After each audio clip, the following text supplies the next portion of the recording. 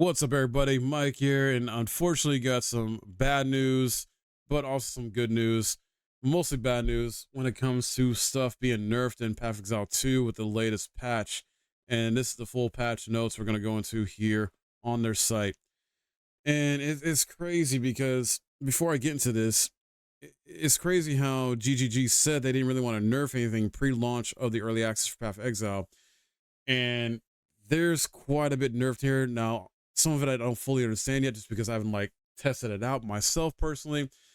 I'm still not even in the new game plus sort of esque part of Path of Exile 2. I still have to beat Act 3 on a first playthrough and then do the cruel difficulty to get an end game and test some of this stuff out. But I'm just gonna go over this, guys, and give my thoughts on this, and hopefully on some of this maybe they backtrack a bit or whatever and balance it out better. I know early access is the time for things to get improved upon, changed up, rebalanced, things like that, but sometimes it's not always good, not for the better. So starting with general improvements and changes here. Passive block chance now applies to blockable hits from all directions as opposed to just hits from the front. That's great, honestly, for warriors. Player size is now set to 0 units while dodging roll instead. We already knew about that one happening. So small monsters can now be pushed to dodge. Yeah, we knew about that. Inscribing ultimatums and Jin Burrows now display whether you will obtain Ascendancy skill points upon completing a Trial of Chaos or the Trial of Secumus, respectively. A removed world map pins for encounters that were not from specific locations and areas, i.e. from monster drops. They improved attack in place behavior. Okay. Rain of Arrows and Firestorm now have a hit rate limit to prevent cases of them absolutely obliterating very large bosses. This will have little to no impact outside of boss fights with very large hitboxes. It sounds like with these moves, they were trying, I guess, to nerf. They did nerf them to the point. I guess people were maybe one-shotting bosses with these or three-shotting them, whatever the heck. And I guess they just don't really want any build to one-shot anything. I don't know, man. But I thought that was the point of Path of Exile and these Diablo type games, to make you feel powerful, make you feel like a god in a sense, or godlike in terms of your character. So I don't know what's going on here. Leech has been buffed though, which is very good. So Leech, in a case like Leech in mana or Leech in life from enemies, that's been buffed. Bone Shatter now more reliably hits your target. That's good. I believe that's for warrior. Duration of armor break has been increased to 12 seconds. Previously was 6. Okay, nice. Improvement performance in this iterate now creates circular area of ignited ground instead of segments. You got the control click shortcut to open a currency exchange, add the appropriate NPCs, add a button to travel to Trial of Chaos on a world map. Good. It looks like they added some art for close combat support. 2D art for Defiance of Destiny unique amulet. Added Ascendancy skill points as keyword, which details how sets of Ascendancy points are obtained. Added search functionality for gem cunning and vendor inventories when using a controller. Keybinds for searching stash on a controller have also been updated.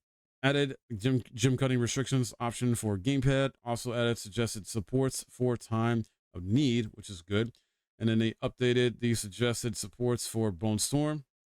Added option for opening the trade website to the main menu for consoles. Nice. Runes now sell to vendors for more gold. So I never sold any runes personally. I'm not sure how the price was originally and how it's improved. So let me know in the comments below if that's actually a really good thing or not. Updated art for reserved life and mana. Okay. Updated description on runes to clarify that once socketed they cannot be replaced, right? And auras and curses that affect ally or enemy resistance now display values in the skill pop-out panel. Good. They tweaked the audio of the Kiwi pets, Chimera pet and baby Crowbell pet, to reduce their impact in town areas. Okay. Updated the wording on the invokers protect me from harm, Ascendancy passive skill to clarify its functionality. I didn't know that was a confusion there. All right. Updated description on Hex Blast to clarify that it only detonates a single curse per enemy and its radius. I definitely will make a build around this at some point. Currently, I'm working on a monk as my main class and a build for that involves chaos damage. So stay tuned for that. But definitely want to make a Hex Blast build when it comes to Witch at some point. Chaos. I'm not sure exactly how I'm gonna do it. Updated the description on Fiery Death support to clarify that the support skill does not need to kill the ignited enemy itself. Okay. And then reduced defense provided to monsters by the magma barrier modifier. We got walking Goliaths, no longer use their suicide attack if they are rare. Oh, then we got trigger gems and energy gain. Apparently this got nerfed. I have not really used trigger gems yet, or even trigger abilities all that much. So, and already nerfing this.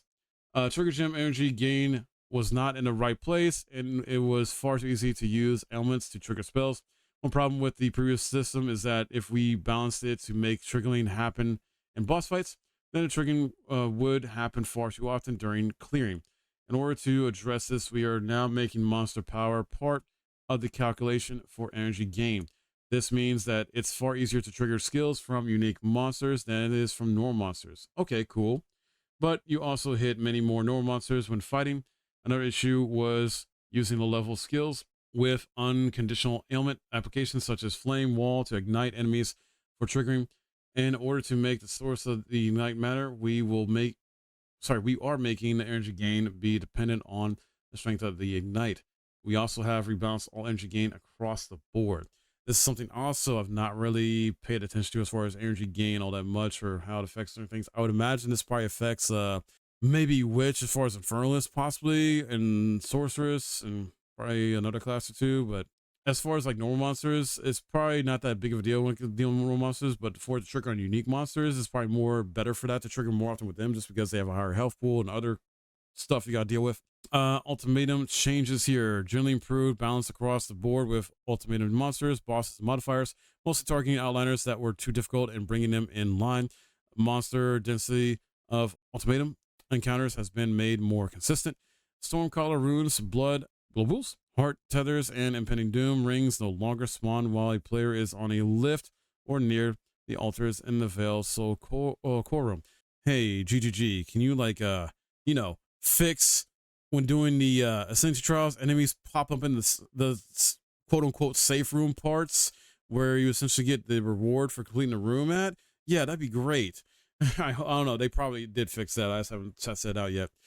Fix the bug where player minions could get stuck on the top of the lift in the Trials of Chaos. Ooh, didn't know that was a thing. And then we got a bunch of bug fixes here, guys. So take a look here at your leisure. In a sense, I'll go over maybe some of these, probably not all of them, but apparently fix the bug, cause enemies to be primed for stun or electrocute earlier than intended while in party. Fix the bug where Gym Lane Legionnaire with the integrated Officially Ascendancy passive skill, and that allocated could lose their 3 additional skill slots if they were empty when entering a new area. Wow. Fix the bug with party member reviving when using WASD input where you could revive party members from too far away. I did not know that was a fix the bug where waystones found have a chance to be a tier higher on the Atlas passive tree wasn't working. Oof. Fix the bug where audio mix setting was not being remembered when restarting the game. Fix the bug where one of the small passive skills in the Flesh Crafter cluster was not connected to a noble passive skill. It is possible for your passive skill tree to be reset if you have this cluster allocated. And fix the bug where you could not open a portal in Riverbank and Cruel difficulty. Didn't know that was a thing. Fix the bug where some of Zamerith, the Colossus skills could persist after their death. Oof. Fix the bug where opening a full screen panel while disenchanting could prevent you from performing any actions until you relogged. Oof. Jeez, I didn't know that was a thing. And then fix the bug where some fire spells such as Volatile Dead and Saint were not functioning correctly with Raging Spirits. I've not tested this out yet. Don't know. Let me know how that's been going, guys. Fix the bug where buffs on you expire slower from the prolonged assault. Notable passive skill and other Chronomancer Ascendancy passive skills was applying to debuffs and other effects as well as buffs. All right. And fix a bug where non-reviving minions were spawning a remnant from the Grim Feast buff when dying in your presence. Wow, that's a lot. And like I said, it's a lot to go into, guys. I probably don't want to spend too much time reading the rest of this, but quite a bit of big nerfs there, guys. I think it was something about cast on, what was it? Cast on ice or something like that. It was a cast on ice move too. are in here basically that like nerf stats, so I guess it's not as good either. Cast on Ignite, and then I think cast on Critical Strike was something else too that's been like adjusted. So it's weird to me that they're nerfing some big stuff here, but they are buffing quite a bit and fixing a lot of stuff too. Like I said, the GGG claimed they didn't want to really nerf anything too much, and here they go. So I don't know, man. I don't want this to make people just not want to play it or not feel powerful enough in the game like supposed to. This is supposed to be a power fantasy in a sense. This is supposed to be better than Diablo 4. Like, what are you doing here, GGG? And don't get me wrong, I'm enjoying it. I've been playing a lot of it.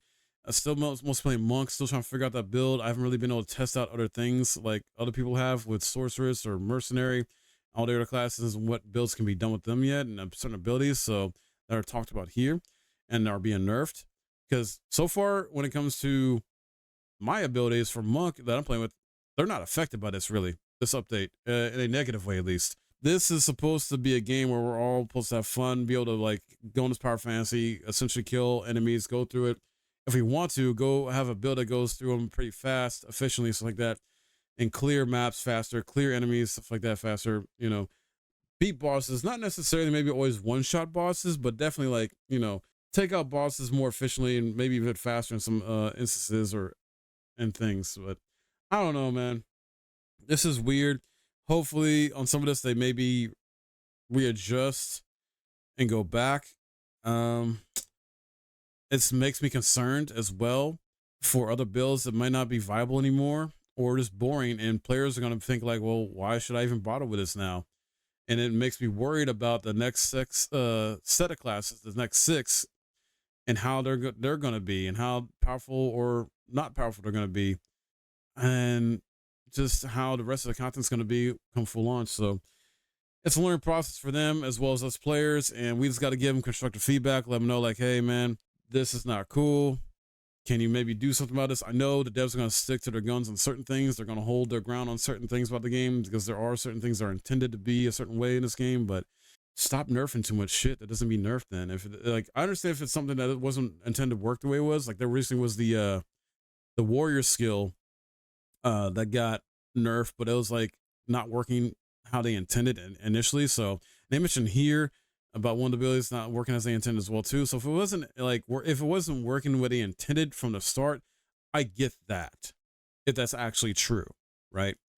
But for stuff that like players are finding out that's OP or can make OP builds out of, and then they decide to nerf them because it's too OP, nah, man, come on. No, calm down with that. D4 did that shit. Don't, Path Exile 2, come on. GGG, be better, please. All right, let me know your thoughts on this, guys. What do you think about this? Are you upset? Are you happy? You know, does this affect your build in some major way? And if you've gotten ideas around this when it comes to certain builds, let me know in the comments below, guys. Hopefully you enjoyed this and it was helpful. Hit that like if you did. Subscribe if you're new. My name is Mike. I'll see you in the next video.